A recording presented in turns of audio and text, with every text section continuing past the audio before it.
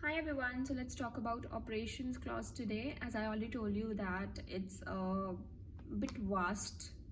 It includes a number of another topics or clauses. So we want to talk about some of its pointers today. So let's talk about first identifying products and services. So basically you have identified your quality management system, you have created another repository, another team for it, but you must be knowing at the very starting that what are the products and services you are following or you are going to follow, right? So that you can accomplish that process. So every resource, every leadership, they must be knowing about what is the expected results from our side to the client, right? So we have to check.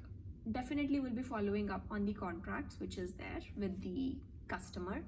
So scopes, out of scopes, all everything is mentioned there. So you have to identify that, yeah, okay, so all the things which you have already, the resources, the hardware, softwares, what is actually getting implemented and what extra you need out of it, right?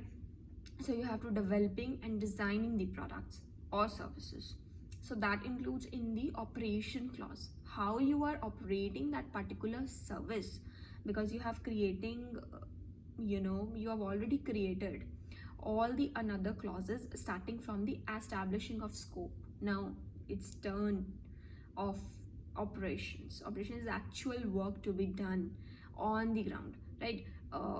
Development, designing, implementation, testing, all those things which needs to be created or settled or focused. So that can also be followed with different terminologies. So I am already discussing about agile framework. So whatever the development needs to be taking place, that can also be through agile. It's not like, just try to understand, it's not like that you have to develop something and send it at the end till the time it's not done. You can develop in parts and get the feedbacks. That comes under agile. This is only agile, there is nothing else we are talking about. So this is how it works. So it depends upon the client or organizations, that how they are proceeding with the deliverables, right? So another one, if I'm talking about, it shows the managing external providers, how you're managing your external providers or suppliers, how you're maintaining with them the relationship, the deals, the demands, or any another documentation you need. You have to just maintain it. Whatever you are doing it, you just have to maintain it, document it somewhere, so that someone, if asking from the external side, and you just be having the response out of it, that okay, you're having it, you are doing it, so we are we are good to go then, like that. Another one, we're talking about enhancing customer satisfaction. So enhancing customer satisfaction is basically on the output itself you are providing to them, you're giving the services out of it. So this is how it works. So this is how you're maintaining it, how you're managing it. I already talked about customer satisfaction clause. It's a different clause there, how you're maintaining or getting their feedbacks.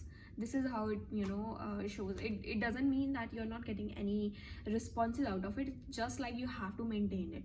Can be in a survey, can be in a client satisfaction surveys. Many things are there, many tools are there which you can implement it like that only. So how you are enhancing it, what are the action plans you're following up on to that. So this is how this actually means. I am hoping that you are clear on the operation side, because it includes a number of pointers out there. You can definitely check and see what are the operations clauses they are following. So this was just a basic background which I wanted to convey, that how they are focusing on this operation part. Everything is done, implementation is done, setting up is there. So now you have to focusing on the actual work. So this is what I wanted to tell. Thank you.